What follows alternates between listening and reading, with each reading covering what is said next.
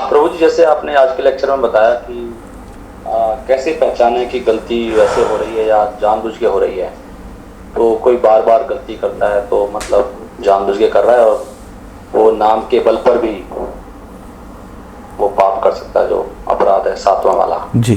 तो कभी कभी हम देखते हैं कि कभी कभी हम भक्तों की कुछ आदतें होती हैं जो कि अनर्थात होते हैं गहरे, और वो छूटते नहीं है। किसी को बीड़ी की आदत पड़ी, जैसे किसी को चाय की पड़ी है, तो वो तो बार बार ही पिए जा रहे हैं, और तो उसको कैसे समझेंगे? उनसे छूट नहीं रहा है, वो नहीं चाहते लेकिन फिर भी वो होता रहता है। हाँ, तो उस बारे में थोड़ा सा और बता सकते हैं? जैसे भक्तों या लोगों से जब हम मिलते हैं तो ये बात बहुत हमने देखी है कि लोग भक्तों के कहने से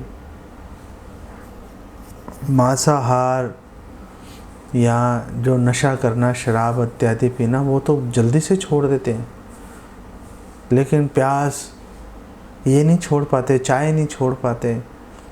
जैसे अभी प्रभु जी ने बोला, बीड़ी सिगरेट नहीं छोड़ पाते। तो ये जो नशा है, इसकी जो लत लग जाती है, और नशे से क्या होता है कि नशा क्यों ख़राब है? क्योंकि नशा हमारी संकल्प शक्ति को कमज़ोर कर देता है, तोड़ देता है। हम संकल्प लेते हैं और 5 मिनट में उस संकल्प को तोड़ देते हैं, क्योंकि हमारे हृदय में दुर्बलता आ गई। नशा करने से जो वो डिटर्मिनेशन है, जो वो दृढ़ता है, वो दृढ़ता हमारे जो हृदय से ख़त्म हो जाती है, इस तरह की गलत आदतों की वजह से। तो जो भक्त हैं, जो प्रचार कर रहे हैं, उनको हताश नहीं होना चाहिए, फ्रस्ट्रेट नहीं होना चाहिए। उनको ये बात भक्तों को भी समझ के चलनी चाहिए कि ये करना चाहता है, लेकिन हृदय दुर्बलता के कारण चाहते हुए भी नहीं कर पा रहा, तो उसके प्रति दया का भाव रखना चाहिए, और बार बार किसी न किसी तरीके से उसको प्रेरित करते रहना चाहिए।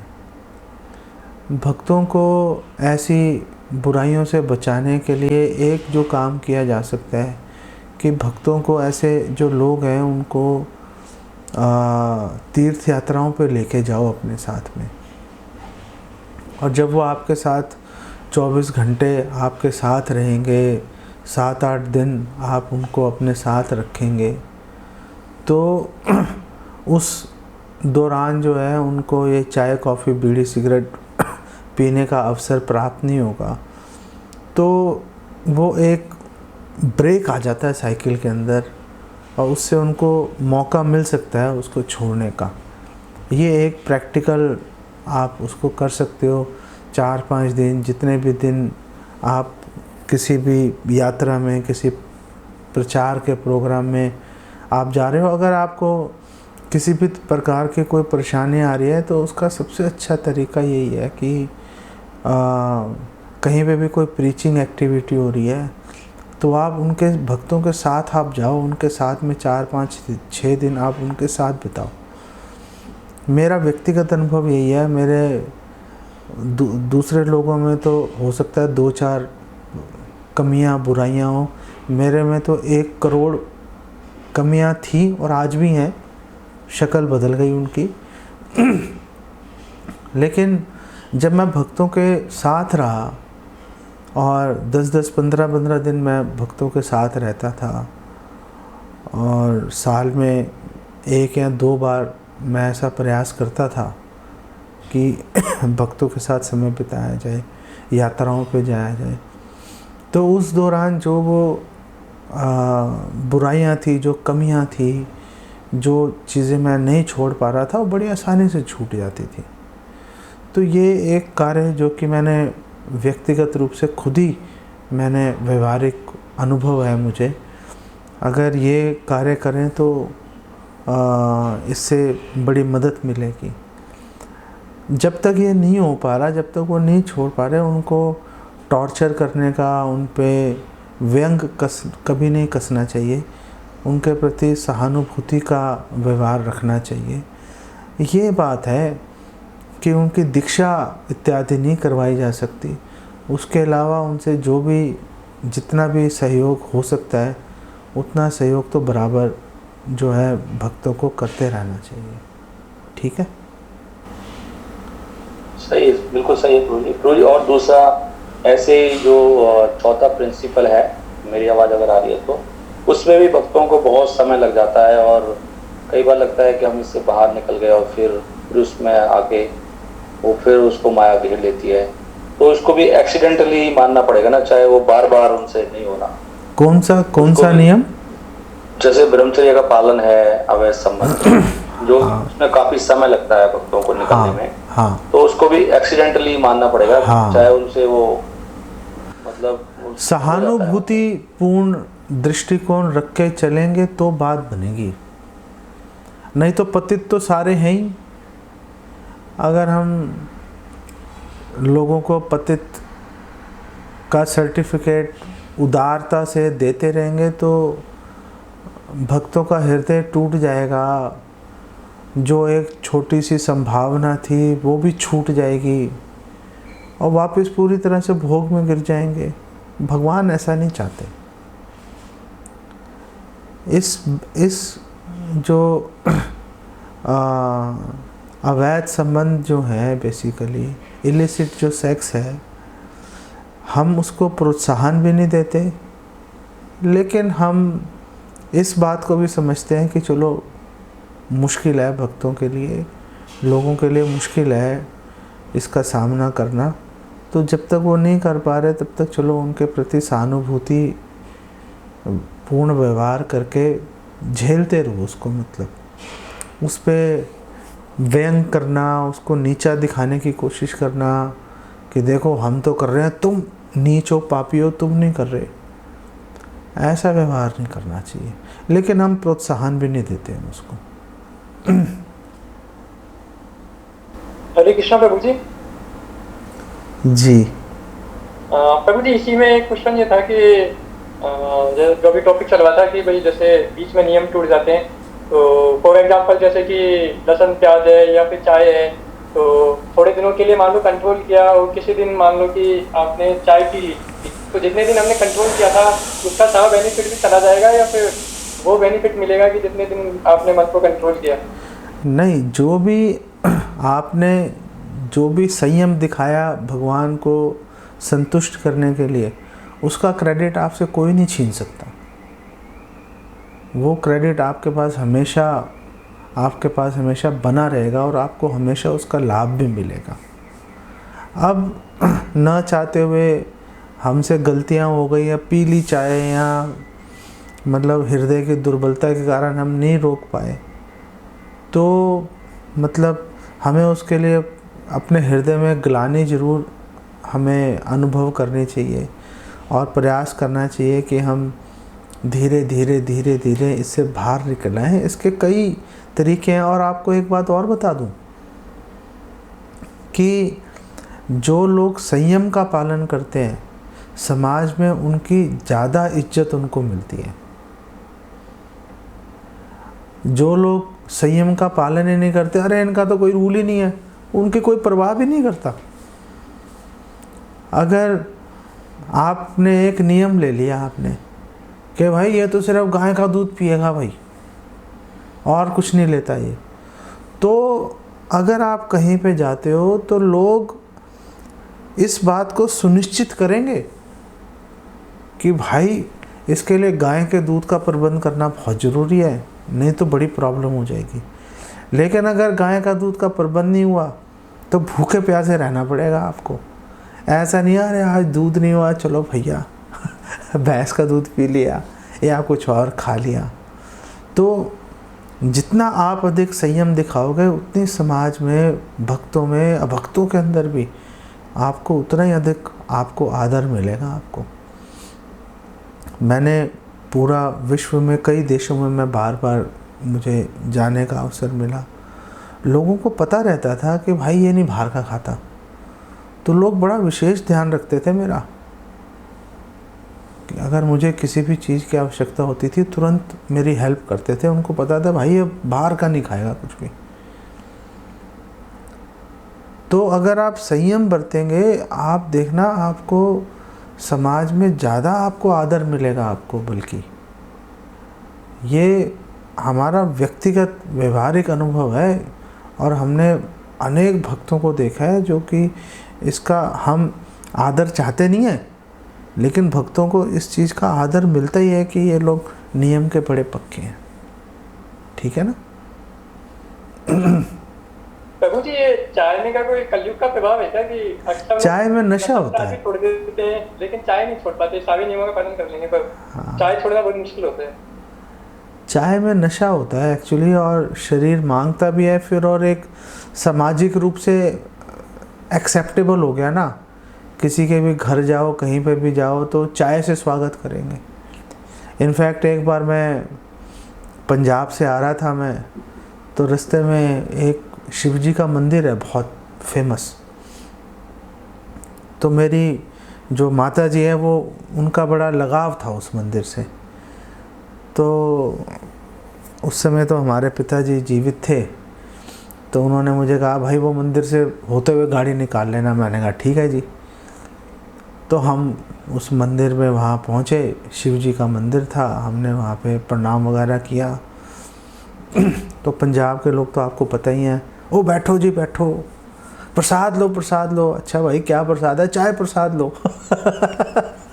तो अब वो मंदिरों में चाय बांट रहे हैं प्रसाद के रूप में, तो आप क्या करोगे? चाय से बचना बड़ा मुश्किल हो जाता है। तो क्योंकि चारों तरफ, और ये जो चाय है कोई नहीं पीता था पहले, तो ये बोलते थे अगर दूध को ख़राब करना है तो चाय मिला दो इसमें। कोई नहीं पी रहा था, अंग्रेज लेके आए थे चाय। फिर अंग्रेज़ों ने क्या किया कि ये कलकत्ता की जो प्रोस्टिट्यूट्स हैं, वेश्याएँ, उनको ये चाय दी उन्होंने कि भाई तुम अपने ग्राहकों को पिलाओ इसको फ्री में। वहाँ से लत लग गई। सिगरेट इंट्रोड्यूस की थी जब, वो कोई नहीं पी रहा था भारत में, वो भी कलकत्ता की प्रोस्टिट्यूट्स को दी कि तू अपने ग्राहकों को पिलाओ भाई सिगरेट फ्री के अंदर। वो आज देखो चाय और सिगरेट के बिना लोग जी नहीं पा रहे बेसिकली। और फिर थोड़ा सा आपको भी अपना दिमाग लगाना पड़ेगा कि आप कहीं पे भी जा रहे हो, आप हर चीज़ के लिए मना मत करो। आप बोलो ओके फाइन, हम चाय नहीं पीते, आप चलो हमें कोई शिकंजी दे दो, या गर्म दूध दे दो, या आप फ्रूट्स दे दीजिए हमें। इस तरह की आप जो हैं उनको कोई ना कोई आप ऑल्टरनेटिव ऑप्शन दे सकते हो, ताकि उनको बुरा ना लगे यार यार तो कुछ ले ही नहीं रहे, हम तो अछूत हो गए इनके लिए। तो उनको कुछ ना कुछ ऑप्शंस भी आप दे दीजिए। थोड़ा सा प्रैक्टिकल ढूंढ ढांड के कोई ना कोई तरीका निकाल के चलिए, ताकि समाज में लोग ये ना बोले कि यार ये बड़ा बदतमीज़ आदमी है, मतलब सामने वाले की कोई कदर ही नहीं करता ये, और ना ही आपके अपने जो धर्म के पालन में कोई आपत्ति आए। दोनों चीज़ों को ध्यान में रख के चलिए आप। ओके। प्रभु जी, कॉफी भी प्रोहिबिटेड, कॉफी भी नहीं पी? हाँ, उसमें कैफीन होती है कॉफ़ी में। हाँ, कई लोग बोलते हैं ग्रीन टी पी लेते हैं, लेकिन ग्रीन टी भी नहीं पीनी चाहिए। उसके अंदर भी मैंने चेक किया, उसके अंदर भी निकोटीन होता है। प्रभु जी, इस्कॉन में जो टी मिलती है वो तो पी सकते हैं? हाँ, वो तो आयुर्वेदिक टी है, वो आप ले सकते हैं। जी प्रभु जी, धन्यवाद। लेकिन इस्कॉन का ठप्पा देख के बिल्कुल निश्चिंत मत हो जाओ, क्योंकि बड़े अजीब से लोग आपके माइक से प्रॉब्लम हो रहा है, बंद रखो। अजीब से लोग अजीब सी बातें कर रहे हैं आजकल। तो कोई इस्कॉन में चीज़ मिल रही है करके ये मत सोच लो कि ये तो सही होगी। एक बार चेक कर लो कि हाँ भाई क्या हो रहा है क्या नहीं हो रहा। कभी पता चले कि आपने इस्कॉन के ऊपर अपने जीवन की नैया छोड़ दी और किसी भक्त ने वो उसको पूरी जानकारी नहीं थी, वो सारी मिट्टी पलीत कर रहा है हमारे आध्यात्मिक जीवन की। तो आप कुछ भी इस तरह का सामान इस्कॉन से ख़रीदो कि ये कैफ़ीन मुक्त या निकोटीन मुक्त चाय या कॉफ़ी है, तो पहले एक बार जांच पड़ताल करने के बाद ही लीजिए। ऐसे अंधाधुंध खरीदने की ज़रूरत नहीं है।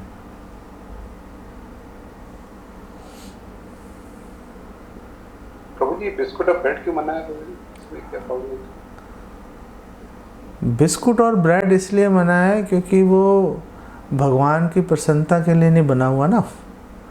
और ब्रेड के अंदर जो है वो क्या बोलते हैं उसको, जिससे खमीर उठता है, यीस्ट है, वो यीस्ट भी अच्छा नहीं माना जाता, भगवान को ऑफ़र नहीं करना चाहिए। आप घर में बिस्किट्स बनाएं और आप भगवान को भोग लगाएं, कोई प्रॉब्लम नहीं है। कई भक्त बनाते हैं घर में, बिस्किट्स हैं, मट्ठियाँ हैं, नमकीन इत्यादि लोग घर में बनाते हैं। आप बना के भगवान को भोग लगाएं, कोई आपत्ति नहीं है उसमें। तो जो दही होता है उसमें भी तो हम वही माइक्रोवेव यूज करते हैं बनाने के लिए, तो वो फिर हम दही को व्यवस्थित करते हैं भगवान को। दही में हम यीस्ट कहाँ डाल रहे हैं? दूध के बैक्टीरिया अंदर डालते हैं है। जो दही बनता है वो तो बैक्टीरिया से बनता है वो। हाँ, लेकिन हम यीस्ट थोड़ा ना डाल रहे हैं उसमें। आप दही खट्टे से जमाइए। हाँ, तो खट्टे बैक्टीरिया होता है, यीस्ट भी एक तरह का बैक्टीरिया होता है वो। लेकिन वो सामने से वो जो ब्राउन सा पाउडर यीस्ट का ला के डालना वो अच्छी बात नहीं है। और दूसरी बात यह है कि कई चीज़ें परमिसिबल हैं। जैसे हमें पता है कि भगवान दूध दही का सेवन कर रहे हैं, भगवान कृष्ण, तो कई चीज़ें अलाउड है कि हाँ ये परमिटेड है, ये चीज़ आप इसकी ले सकते हो आप।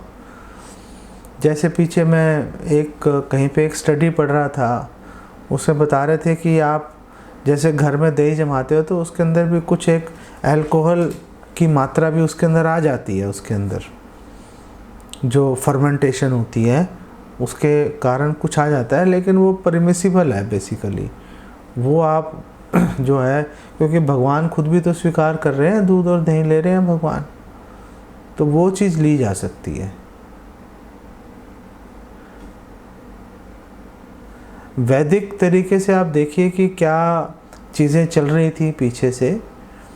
वैदिक जो भी चीज़ें हैं वो उतना आप ले सकते हैं, उसमें कोई परेशानी नहीं है। जो भी वैदिक नहीं है उसके बारे में थोड़ा जांच पड़ताल कर लेंगे तो अच्छा रहेगा। जैसे क्या ये भी होता है कि जो वेजिटेबल्स जमीन के नीचे उगते हैं उनको खाना नहीं चाहिए, नॉट अलाउड, ये रूल्स एंड रेगुलेशंस में है। जैसे मैंने सुना है जगन्नाथ के वहाँ पर ये सब नहीं चढ़ाया जाता, मतलब जो जमीन के अंदर जो वेजिटेबल्स पैदा। नहीं, आप ये देखिए हमारे पूर्ववर्ती आचार्य क्या कर रहे हैं। जैसे आलू है, आलू तो मतलब हमारे आचार्य सब वो भक्त डिवोटीज ले ही रहे हैं, तो आप आलू खा सकते हैं चाहे वो ज़मीन के नीचे उग रहा है। आलू है, गाजर है। अगर आप हेल्थ रीज़न से, जैसे गाजर है उसमें कुछ हेल्थ के इश्यूज आ सकते हैं, ऐसे टमाटर है उसमें से कुछ हेल्थ के इश्यूज आ सकते हैं, तो आप इन चीज़ों को अगर अवॉइड करना चाहें, कर सकें तो कर लीजिए, लेकिन कोई पाबंदी नहीं है उसके ऊपर।